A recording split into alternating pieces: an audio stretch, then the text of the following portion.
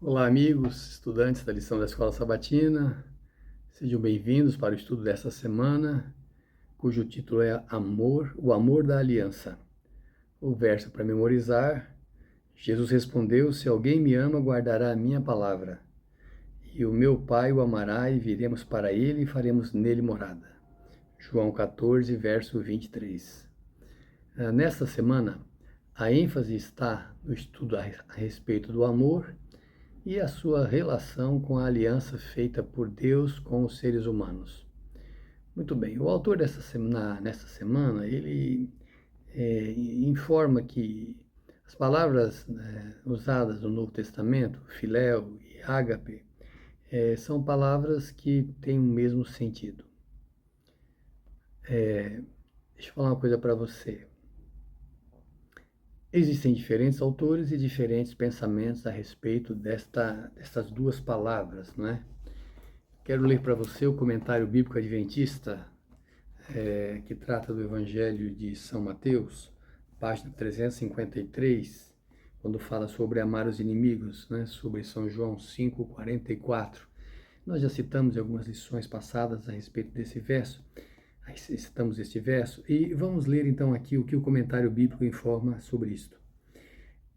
A palavra traduzida como amai, agapã, indica o amor que implica respeito, em contraste com o philein, que descreve o amor da emoção, amor filial, tal como existe entre membros de uma família.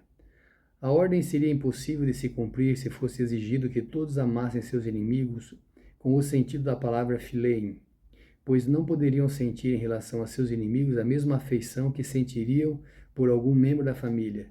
Tampouco é isso que se espera. Philein é espontâneo, emotivo, e em nenhum lugar do Novo Testamento se pede que se ame dessa forma. Por outro lado, se pode ordenar que se ame conforme agapã, pois esse amor está sob o domínio da vontade. Amar nossos piores inimigos no sentido de agapã é tratá-los com respeito e cortesia e considerá-los como Deus os considera. Bem, mas se você for ler outro autor, por exemplo, D.A. Carson, no seu comentário a respeito de João, ele vai dizer o seguinte, olha, João, naquele episódio em que Jesus pergunta para Pedro se o ama, né, e João alterna as palavras, primeiro Jesus pergunta usando a palavra HP, depois a última pergunta, a palavra filéu, né? Se você for ler então este autor, ele vai dizer o seguinte: é apenas uma questão literária. João não quis ser repetitivo. Assim como ele alterou as palavras apacentar e cordeiro, né? Ele usou duas palavras diferentes nessas duas situações aí. Então, a única coisa que João fez foi alterar por uma questão de estilo literário. Muito bem. Na verdade, no grego existem, na língua grega, existem várias palavras para amor, alguma dando uma conotação diferente, né? Por exemplo, você tem a palavra filautia, a palavra xênia, a palavra pragma, mania, além de ágape e filéu. Você tem também a palavra eros, que é o amor romântico, storge, que aparece apenas uma vez na Bíblia, que é o amor familiar, né? Então, alguns fazem essa distinção das duas palavras ágape e filéu. Tanto na literatura secular, você pode pesquisar isso na internet, quanto também na literatura cristã, na literatura religiosa. Então, autores como o Comentário Bíblico Adventista que entendem que ágape é o amor altruísta, incondicional, e filéu tem que ver com amor em forma de amizade, né? Então, por exemplo, filosofia, né, a palavra que vem do grego, filosofia é alguém que ama o saber, é amigo do saber. Então, vamos pensar aqui que até o comentário bíblico trouxe uma informação a esse respeito. No Novo Testamento, em nenhum momento você encontra no que tange ao amor ao próximo a palavra filéu. E em relação ao inimigo também não aparece a palavra filéu. É verdade que às vezes filéu e ágape são usadas como sinônimo. Por exemplo, no Evangelho de São João 3, verso 35, onde fala que o pai ama o filho, aí a palavra ágape. E em São João 5, verso 20, quando fala que o pai ama o filho, aí a palavra filéu. Mas à medida que você vai estudando e vendo o contexto, você também pode perceber que há alguma distinção ali, alguma nuance em algum momento. Então, quando não há uma questão relacional, você vê que a palavra ágape aparece. Quando a busca é por relacionamento, por interação, no contexto bíblico, a palavra que aparece é filéu. Quando aparece a palavra ágape, por exemplo, 1 São João 4, verso 19, que Deus amou primeiro, a palavra ágape, não há um relacionamento aí. São João 3, verso 16, Deus amou o mundo de tal maneira, é a palavra ágape, não há um relacionamento aí, há um amor que se inicia, que se demonstra, né, como um princípio de alguém que quer conquistar a outra pessoa para um relacionamento, certo? E para amar o inimigo, conforme nós dissemos, Mateus 5, verso 44, é a palavra também ágape. Aliás, o verso áureo, o verso desta semana, o verso para memorizar que nós lemos, este verso, a palavra que aparece é ágape. Muito bem, o pastor quer usar então aqui uma ilustração com vocês aqui.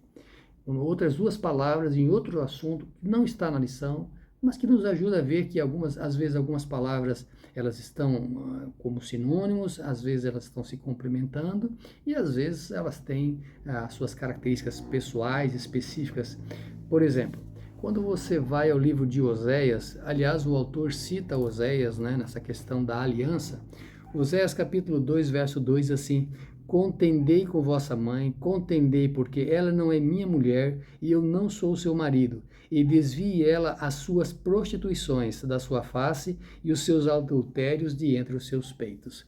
Esse verso aqui, você percebe que Gomer, a esposa de Oséias, ela está praticando prostituição, mas ela também está praticando adultério. Então, prostituição e adultério são palavras diferentes na língua hebraica, né? A prostituição, a palavra zaná, e adultério, a palavra nahaf. Então, ao mesmo tempo em que Oséias diz, olha, a vossa mãe está praticando prostituição, ele diz também que ela está praticando adultério. Nesse sentido, as palavras são usadas como sinônimo, elas estão se complementando. Mas, se você vai ao Novo Testamento, entra nesse mesmo assunto, você vai perceber também que nem sempre essas palavras, já no grego, são usadas como sinônimos. Por exemplo, em São Marcos 7, verso 21, Jesus cita, então, as duas palavras gregas que normalmente são usadas dentro desse assunto aí, que são as palavras porneia e moikeia, né? Então vamos ler o texto. Porque do interior do coração dos homens saem os maus pensamentos, os adultérios, as prostituições, os homicídios. Veja, Jesus aqui está fazendo distinção. Ele usa a palavra porneia para adultérios a palavra moikeia para adultérios e a palavra porneia para prostituições. Ele está fazendo aqui uma distinção entre as duas palavras. Embora você dificilmente vai encontrar no Novo Testamento as duas palavras como sinônimos, mas se você abrir a Bíblia na primeira carta aos Tessalonicenses, no capítulo 4, você vai encontrar uma referência à porneia e uma atitude que tem que ver com moikeia, que está relacionada à palavra anterior. Veja, primeira carta aos Tessalonicenses, capítulo 4, verso 3, diz assim: porque esta é a vontade de Deus, a vossa santificação, que vos abstenhais da prostituição. Aí a palavra porneia. Mas quando você chega ao verso 6, ele está no contexto da imoralidade sexual. Diz assim: ninguém oprima ou engane a seu irmão em negócio algum, porque o Senhor é vingador de todas essas coisas. Aqui, enganar o próximo, no contexto em que está aqui esse texto, é uma referência à imoralidade no sentido de deitar-se com a mulher do seu próximo. É uma referência ao adultério. Mas o texto anterior, o verso 3, usa a palavra porneia. Mas vamos ver então essas duas palavras usadas de maneira distinta no texto que Jesus trata a respeito do divórcio. Mateus, capítulo 19, verso 9. Esse é um texto muito importante acerca do divórcio, é a cláusula de exceção que Jesus estabeleceu. Eu vos digo, porém, que qualquer que repudiar sua mulher, não sendo por causa de prostituição, e casar com outra, comete adultério.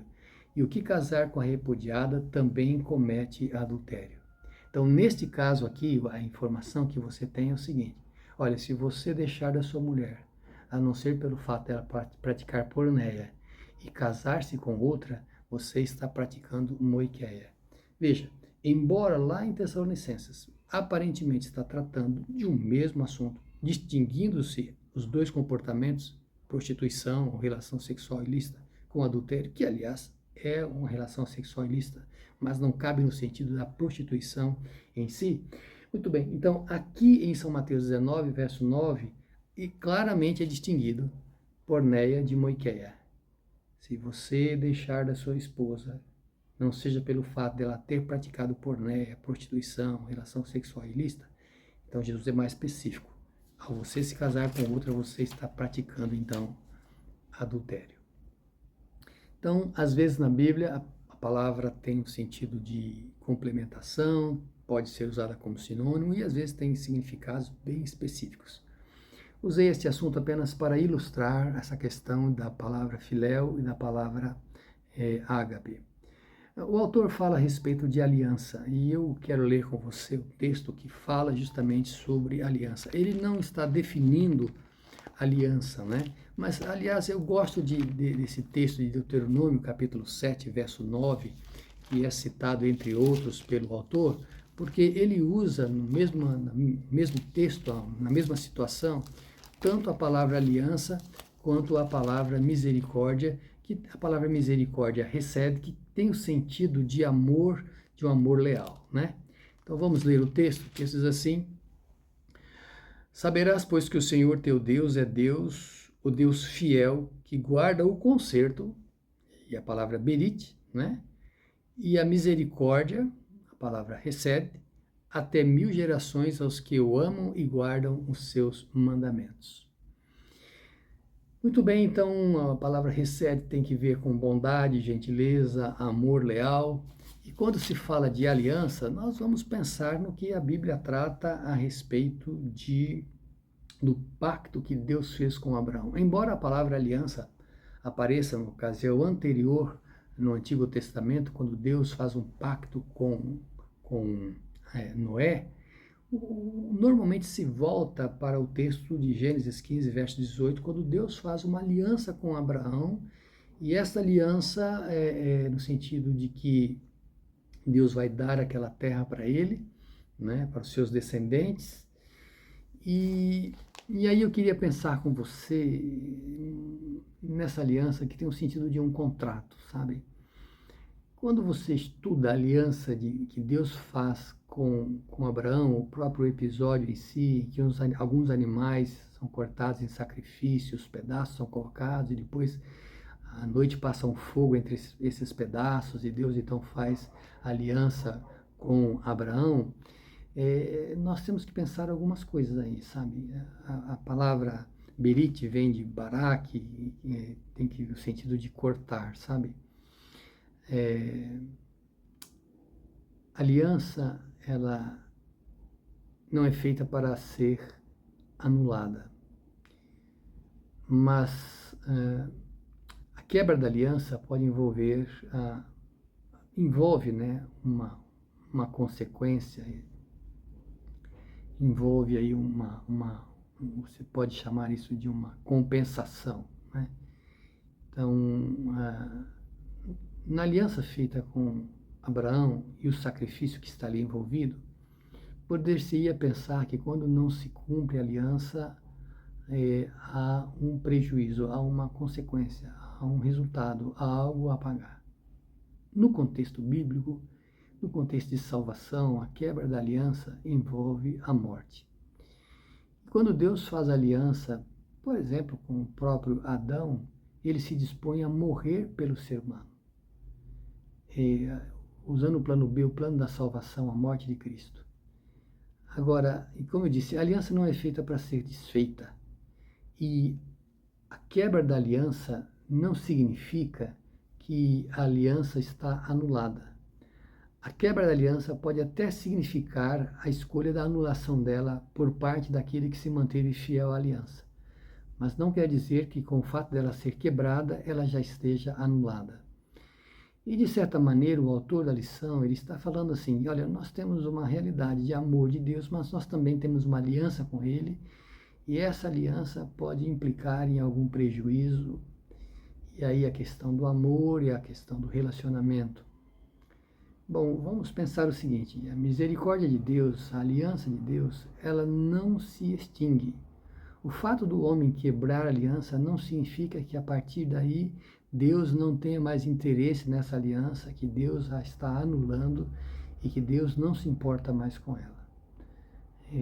Que Deus deixa de amar o ser humano porque ele quebrou a aliança. Então, o amor de Deus, como ágape, permita usar essa expressão, ele é incondicional. Independe do ser humano responder ou não ao seu amor, ele vai continuar amando. O amor no sentido de filéu, de relacionamento, Deus também vai continuar amando. Mas este relacionamento, ele pode ser quebrado. E a pessoa pode escolher não servir a Deus. Isso não quer dizer que Deus não tenha misericórdia. Então, eu queria ler com você alguns textos de Ellen White sobre misericórdia, sobre o amor incondicional de Deus, sabe? Sobre esses aspectos que eu acho que são importantes para o nosso entendimento a respeito deste assunto, sabe? Há um texto bíblico que eu gosto muito, que quando fala de Deus punir o pecador, é chamado de o ato estranho. Então, não é porque o pecador se desviou de Deus, que Deus vai agir da mesma forma, desviando-se dele, sabe? Deus vai deixar de amar, Deus vai agir de forma condenatória, sabe? O amor de Deus, ele é incondicional. Todos os atos divinos são atos de amor. Deus não tem amor, Deus é amor, é isso que a Bíblia ensina. Deus é ágape, ele é amor. E não há uma atitude de Deus que não seja pautada pelo amor. Então, se o ser humano não quer ter relacionamento com Deus, é uma escolha dele. Se ele quer continuar, como diz o apóstolo Paulo, nós nascemos como inimigos de Deus, não é assim que ele tem a sua teologia, ou se o homem quer voltar a ser inimigo de Deus, afastando-se de Deus, isso é uma escolha dele. Se ele não quer mais ter um filéu com Deus, uma relação de sentimento, de amizade com Deus, é uma escolha dele. Mas isso não implica que Deus haverá de deixar de amá-lo por isto, né? Quando você pensa nesses assuntos assim, veja, você tem o antropomorfismo, que é atribuir a Deus características do corpo humano. Deus tem olhos, a mão de Deus. Na verdade, Deus é espírito. E você tem o antropopatismo, que é você atribuir a Deus os sentimentos do ser humano. Deus está irado. A Bíblia tem muitos textos que falam sobre a ira de Deus. Mas essa é uma maneira humana de se expressar a respeito de Deus, né? Deus não deixa de amar, Deus não castiga por ódio. Ele diz que ele castiga quem ele ama, né? Você conhece esse texto bíblico, né? Pode a mulher esquecer-se do seu filho, a quem ela ama, mas ainda que ela venha se esquecer, eu não vou me esquecer de você, eu tenho seu nome escrito nas palmas da minha mão.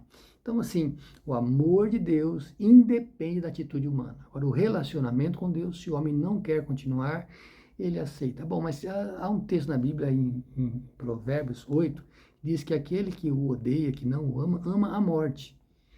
E a Bíblia também diz no Antigo Testamento que os vossos pecados fazem separação entre vós e o vosso Deus. Então, é a escolha humana de se afastar de Deus. Mergulhar cada vez mais no distanciamento divino. Então, como eu estava dizendo, há um texto bíblico que fala do ato estranho de Deus quando ele tiver que punir o pecador. Isaías 28, verso 21, porque o Senhor se levantará como no monte Perazim, e se irará como no vale de Gibeão, para fazer a sua obra, a sua estranha obra, e para executar o seu ato, o seu estranho ato. Ellen White traz os seguintes comentários a respeito deste versículo. Para o nosso misericordioso Deus, o infligir castigo é ato estranho. Vivo eu, diz o Senhor Jeová, que não tenho prazer na morte do ímpio, Ezequiel 33, verso 11. Ela continua, o Senhor é misericordioso e piedoso, tardio em iras, e grande em beneficência e verdade, que perdoa a iniquidade e a transgressão e o pecado, a severidade da retribuição, aí está sendo um texto bíblico, ele fala, a severidade da retribuição que aguarda o transgressor pode ser julgada pela relutância do Senhor em executar justiça. Está no Grande Conflito, página 627, edição eletrônica. Um outro texto dela no Grande Conflito, página 543, é em misericórdia para com o universo que Deus finalmente destruirá os que rejeitam a sua graça. Um outro texto de Ellen White, no Caminho para Cristo, página 53. Deus não trata conosco da mesma maneira em que homens finitos tratam uns com os outros. Seus pensamentos são pensamentos de misericórdia, amor e terna compaixão. Diz ele, deixe o ímpio o seu caminho e o homem maligno os seus pensamentos e se converta ao Senhor, que se compadecerá dele. Torne para o nosso Deus, porque grandioso é em perdoar, Isaías 55:7. Desfaço as tuas transgressões como a névoa e os teus pecados como a nuvem, Isaías 44, verso 22. Um outro texto de Ellen White, ainda no livro Grande Conflito, página 668, todos veem que sua exclusão do céu é justa, por sua vida declararam, não queremos que este Jesus reine sobre nós. Então vamos pensar, o amor de Deus é imutável. Posso usar como ilustração você, como pai, como mãe, quando o seu filho age com ingratidão com você, você deixa de amá-lo. Vamos usar a parábola do filho pródigo, o fato do filho ter abandonado o pai, pego a sua herança e ido embora, fez com que o pai deixasse de amá-lo. Eu duvido que você, como mãe, um dia há de deixar de amar o seu filho por causa de alguma atitude errada dele, mesmo em relação a você. Então, o amor, no sentido de ágape, de Deus, envolve esse amor incondicional, a saudade, aquilo que foi, mas ficou. Mas também tem a questão relacional e é uma escolha do ser humano não querer ter a amizade com Deus. A lição vai falar da parábola do credor incompassivo e vai demonstrar que quando nós não perdoamos o nosso próximo, nós também não somos perdoados. Aquele homem que devia 10.000 talentos para o rei foi perdoado e depois ele encontrou o seu amigo que devia 100 denários e ele colocou aquela pessoa na prisão e ele não foi misericordioso, não foi perdoador, ele não teve amor para com aquele seu companheiro de vida, de trabalho, e a lição faz um cálculo e diz que ele, para pagar a dívida com o rei, ele teria que trabalhar 200.000 anos. E a dívida, você sabe, o que o outro devia era 100 denários. Então, o denário era o preço equivalente de um dia de trabalho de uma pessoa comum naquele tempo, né? Então, dever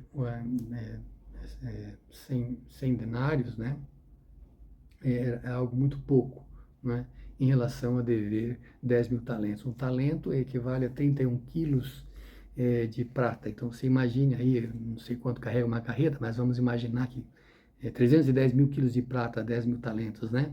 Então, você imagine que uma carreta carregando 31.000 quilos, você precisaria ter 10 carretas estacionadas em frente à sua casa, carregadas de prata, para você ver o valor da dívida que aquele servo tinha com o rei.